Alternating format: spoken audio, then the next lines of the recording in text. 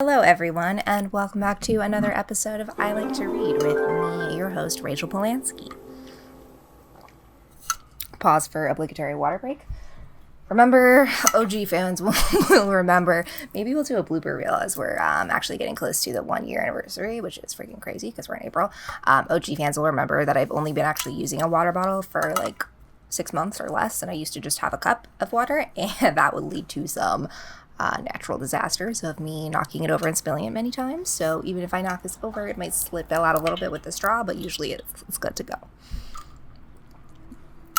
So how are you? As if it's a two-sided conversation. I know in last week's episode I asked for some assumptions about me and about reading, and to no one's surprise, I only got one assumption or question.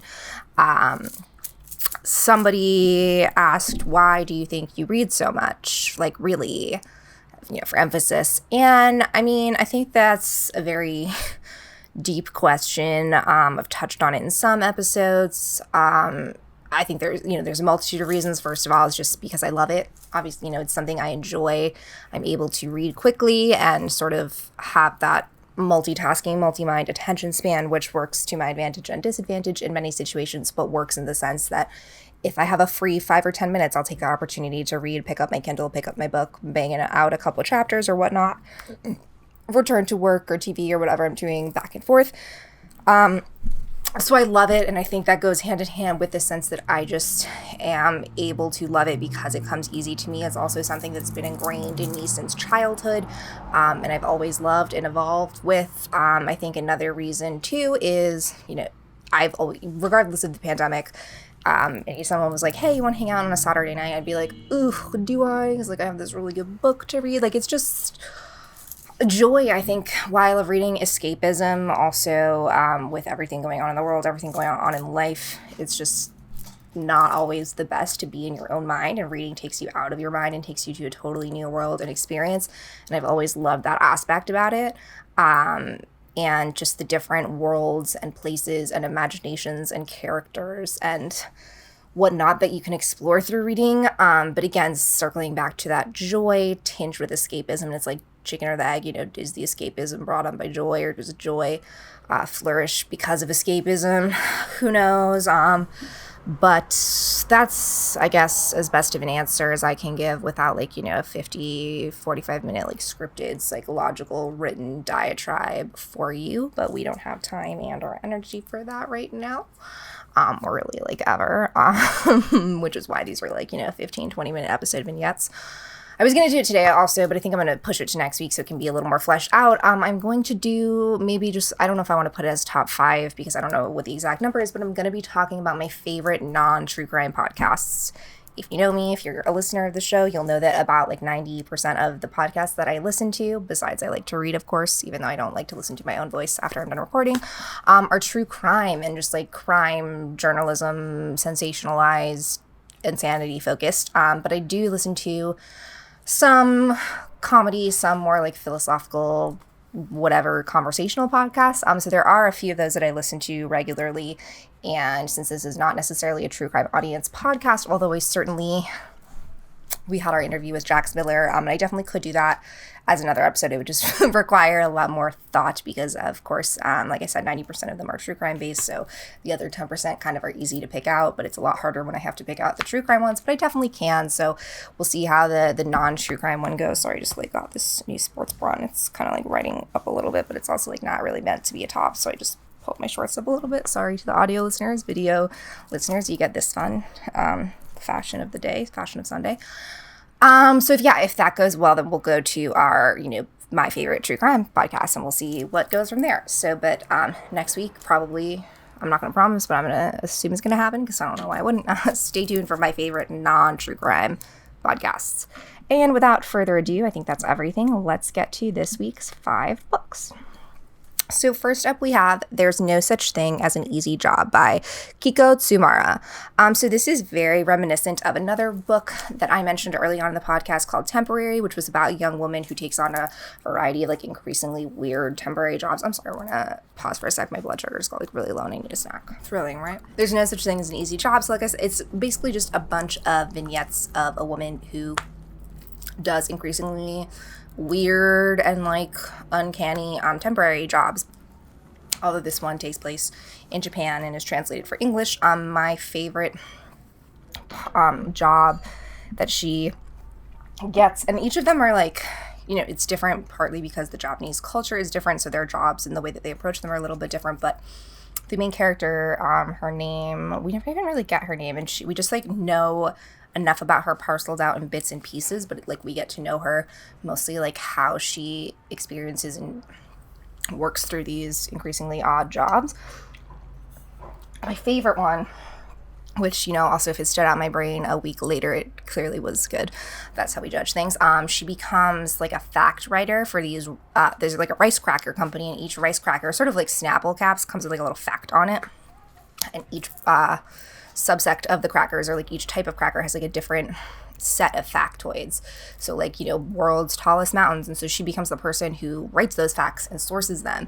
And it becomes like a very, what you think would be mundane, like, but also super interesting, and like causes her to question so much about herself. And that's like what's so fascinating about this book. And there's, as the title states, there's no such thing as an easy job, and some things that literally might just be so mundane. Like another job she has is to literally just like sit in a hut at a park and just like sit there and look out for people who potentially get lost in the sprawling park.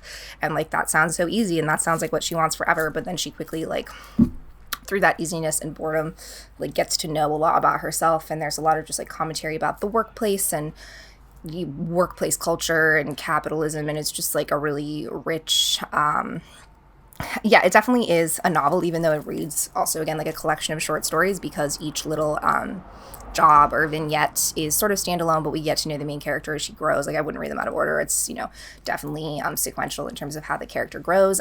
But if the typical sort of novel structure throws you off a little bit and you want more of a reading just a little bit each night, you could split I think there's like 5 or 6 different sections maybe, so there you could definitely like split those into sections even, and bang this one out pretty quickly. Very wry and irreverent, so check that one out if that's your vibe. Next we have What We Don't Talk About When We Talk About Fat by Aubrey Gordon. So this is like part nonfiction, historical research-based analysis into sort of, you know, how we talk about fat and what, more than just the fat acceptance and tolerance movement, but also just sort of like a body, sorry, misspoke, or like more than just, you know, moving beyond sort of the body tolerance and the body positivity, and to really just like talking about fat people and, you know, you know, without it being sort of like a health-based thing or like obesity epidemic, just like recognizing that a lot of our country and a lot of people in this world are fat and overweight, and that it doesn't have to be such a stigma, and why we dehumanize these people. So those are all some really interesting questions that the author Aubrey Gordon explores. She really just like pushes more instead of towards like, you know, oh, okay, well, here's me, you know, and I was overweight and I learned to love myself. But she like recognizes unapologetically as she explores her childhood and her past that like she will never be a thin person, and that being fat is just like for her like someone saying that they have brown hair or they have brown eyes. Like it's just part of who she is. And she's also a really healthy person too, by all accounts and intents and purposes. And the way that, you know, fat people are stigmatized in the media, the way that they're stigmatized in the health industry, and that they don't get healthcare properly, the way that just like they're, you know, dehumanized. And she explores that in the media. She explores that in everyday life by talking to real people and exploring real scenarios, both her own and, like I said, there's a little bit of like that sociological, anthropological component to it too, as she studies these larger effects on, you know, she noticed it in herself and noticed it as a fat person, so she talked to other fat people and got to know like their side. So it's a much more, you know, it's not just a one-sided one-take memoir. It's a very nuanced exploratory look into what we don't talk about when we talk about fat and being overweight. So it's very eye-opening. It's very I think hopefully pushing in a really cool and positive direction in how we talk about what we don't talk about when we talk about fat, but what we should talk about when we talk about fat and just bodies in general. And through that, you know, there's, you know, just body positivity, but also just like, you know, fat bodies are bodies, and they shouldn't necessarily be treated any differently because they have more mass on them than somebody else. So read that. It was just a little bit over 200 pages, so she jams a lot into there. Definitely, while it's a shorter page-wise book, it took a little bit longer to read, and by a little bit longer, I mean, you know, just throughout the entirety of a day as opposed to just an afternoon. I think I read this on like a weekend day, maybe last Saturday or Sunday. But definitely check that one out for just what I hope is a first step or one, a new wave of talking about bodies and talking about things that we previously didn't really talk about or sort of skirted around. And next we have another translated book, but still fantastic. That doesn't, sometimes I feel like I have a stigma against a book that's like translated because I feel like their language and their nuances like won't translate literally to the other to like what their native language is to English, which is my native language. But I feel like that's the job of a translator, is to not only like take their words literally, but also they have a little bit of writing in them because they have to manipulate the words to like the best translation for that other audience to recognize what the original author was saying. Long story short, that's the way of saying that the next book is Tender is the Flesh by Agustina Bazterrica. This book like made me squirm in a very uncomfortable way, and that doesn't usually happen. Is in case you couldn't tell by the title, Tender is the Flesh. This is another book about cannibalism, but unlike the book that I talked about in last week's episode, A Certain Kind of Hunger, or A Certain Hunger, which was also about cannibalism and eating people, but in a much more like beautiful, like Hannibal Lecter classical way. This is a almost like Fight Club type society where humans are literally cattle. There's been a virus that makes it so that you can't eat any of the animals, so they have to rely on humans for meat, and then humans become bred into these like sort of domesticated animal type things. It's like very bizarre, and so you get that sort of like dystopian society component in it. Our main character Marcos runs a factory plant that breeds these human meat creatures, but that takes a toll on him. As he gets to know some of these human meat things, he begins to question, whether or not his role in this is necessary or important, and like the moral components of him. He falls in love sort of accidentally with a woman who is basically just like a cattle, and he brings her to his house and falls in love with her, and that becomes complex because it's like she's still like a lesser than, so there's a little bit of like that Handmaid's Tale when she doesn't have any real agency for herself. How can she, we really only get his perspective, but the author takes a lot of care in letting us know that, this is definitely wrong. This woman does not have very much agency, even though she's bred as an animal. Like, how do we deal with that? And so just the descriptions of the eating of people and the way that humans are really treated literally as animals, and as a vegetarian and someone who's already just like grossed out by cows and chickens and everything like being slaughtered, and the idea of that, it really like made me uncomfortable. But I think that I kept at one point I almost was like gonna stop, and that hardly ever happened. So this is definitely not for the faint of heart, and it's I could say it's a horror novel, but it's also dystopian and futuristic in the sense that I hope this is never what our world comes to, but it's what a different path and what could happen in the universe. And like I said, not for the faint of heart, but if you're into horror or body horror or futuristic stuff, and you are totally fine with graphic descriptions of humans being dismembered and turned into meat, and the way that the human body is portrayed as like a flank and animal parts, then go for it. And if I got through it, anybody can. Next we have The Final Revival of Opal and Nev by Dawnie Walton. This one got me in the beginning because I knew going into it. So it's a fictional account of the singer Opal and Nev, who were famous in the 70s in the sort of like R&B rock and roll scene. And it's completely fictional, but it's told as if it's an anecdotal nonfiction story. So the main character her name is Sunny, and it turns out that her father actually had an affair with Opal, so that's how she is like personally connected to this story. We meet her in present day, and she's recounting, as the title states, the final revival of Opal and Nev. So she recounts Opal and Nev's stories. All of it's fictional, but even in the beginning, so it starts out with this like editorial note coming from the main character Sunny, but it almost reads as if it's like the author is automatically pulling you in, and she says this is a completely fictional story, but of course I'm sure there's some elements of her in there. So she creates these fantastical fictional characters, really like bona fide rock and roll stars, Opal, Jewel, and Nev, I forget his other last name. So we get to know them and their sort of rises to fame and how they come together, and how they're coming together sort of creates all these spokes for these other different worlds and the ramifications that has in present day. we don't just get to know them in their interviews. It also just like bounces back and forth too, with Sunny as our main character, dealing with her past and reckoning with like her family and figuring out Opal and her life as well, and the way that they intertwine. And then we get, you know, the fictional managers and all the people who would typically be involved in this rock and roll scene. Like, it really, like, it fooled me from the beginning if you didn't know it was fictional, and they weave in, you know, realistic characters as well, or like characters who are real and existed in real life. Like, this is just really a fun, but also like says a lot about women and race, and at the time of the music scene, and also today. And it's just very well written. It's a cool structure.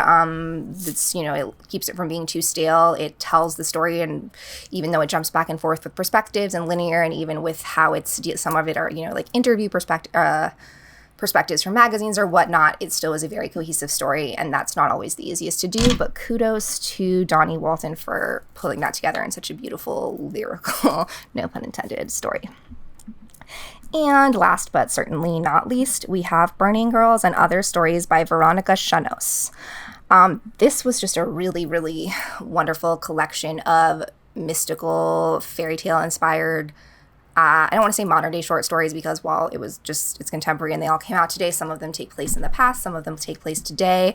The author just plays with the idea of these sort of Brothers Grimm fairy tales and these ideas that we have about women in folklore, and totally spins them on their head. Like, there's one about a girl, sort of like a Sleeping Beauty, but also like more empowered story, where a woman, her father, they're also all tinged with like a Jewish lens, but also the way that they explore Judaism and religion is not super concrete, and they're all very different. And I can't say enough good things about this. But, you know, from the more sort of like mystical, actual fairy tale type short stories, where there's a young woman whose father is murdered and she takes on revenge, and the way that she takes on that revenge and tricks people. There's also like a Rumpelstiltskin take on Rumpelstiltskin.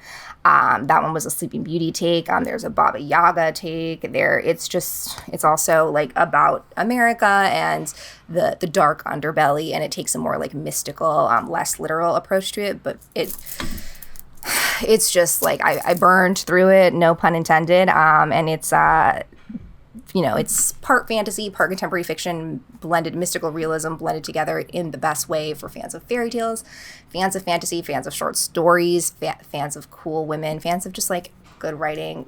Basically anybody, check out this one. So short but sweet as always. Thank you so much for listening. I hope you have a wonderful rest of your day, rest of your week, evening, morning, whenever you're listening to this. And until next time, stay reading. Bye.